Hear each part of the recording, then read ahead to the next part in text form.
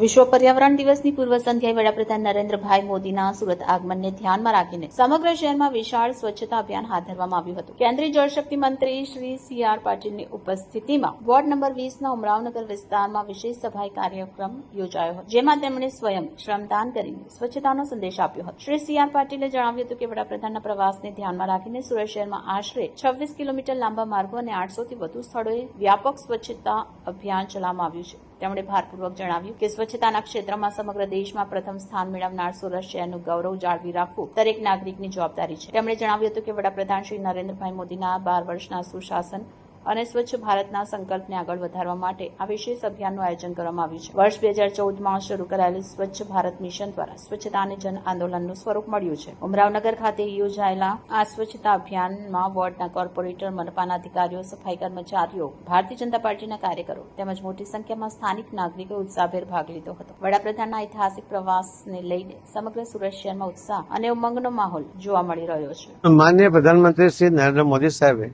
2014માં પદભાર સંભાળ્યા પછી સૌથી પહેલા પ્રાયોરિટી એમણે સ્વચ્છતા માટે આપી હતી અને એના પરિણામ પણ આવ્યા. આજે લગભગ 12,000 કરોડ જેટલા જે ટોયલેટ બન્યા છે એ પણ સ્વચ્છતા માટેની અત્યંત આવશ્યકતા હતી. ગ્રામીણ વિસ્તારોમાં એના કારણે પણ ખૂબ મોટો ફાયદો થયો. શહેરી વિસ્તારમાં મહાનગરપાલિકા કે નગરપાલિકા દ્વારા પણ સફાઈ ઝુંબેશ કે એમની પાસે કર્મચારીની વ્યવસ્થા પણ હતી. સુરત મહાનગરપાલિકામાં આજે જયારે સ્વચ્છતાનું પહેલું બિરુદ પ્રાપ્ત કર્યું છે ત્યારે સફાઈ કર્મી સુરત શહેરના એમના અધિકારી, પદાધિકારી બધા મળીને જે મહેનત કરી છે એના કારણે આ પ્રથમ નંબરે આજે સ્વચ્છતામાં સુરત છે. આ નંબર જાળવી રાખવું અને અલગ અલગ સમયે આવી સફાઈ ઝુંબેશ કરતા રહેવું. માનનીય પ્રધાનમંત્રી મોદી સાહેબ જયારે કોઈ શહેર વિઝિટ કરે છે એના એક અઠવાડિયા પહેલા ત્યાં સફાઈ ઝુંબેશ થવી જોઈએ એવો એમનો આગ્રહ હોય છે. એના કારણે સ્વચ્છતાનું પ્રમાણ એક વધે છે. આવતીકાલે માનનીય પ્રધાનમંત્રી મોદી સાહેબ જયારે સુરત પધારી રહ્યા છે ત્યારે આ એક અઠવાડિયાથી મહાનગરપાલિકા એના અધિકારી કર્મચારીઓ સાથે મળીને ભારતીય જનતા પાર્ટીના સૌ આગેવાનો અને કાર્યકર્તાઓ મળીને સફાઈ ઝુંબેશ આદરી છે. આજે પણ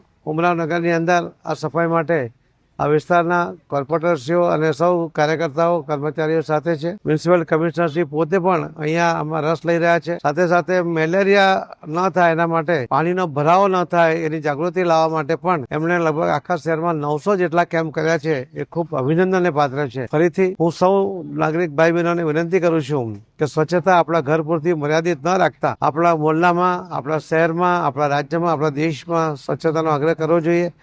આજે બાળકો પણ જાગૃત થયા છે. મોદી સાહેબના અભિયાનને કારણે હવે ચોકલેટ ખાઈને રેપર એ લોકો ગમે ત્યાં નથી નાખતા. ત્યારે આપણા સૌની તો ખાસ વિશેષ ફરજ છે કે આપણે પણ એમની જે જાગૃતિ આવી છે એનું અનુકરણ કરવું જોઈએ. ધન્યવાદ.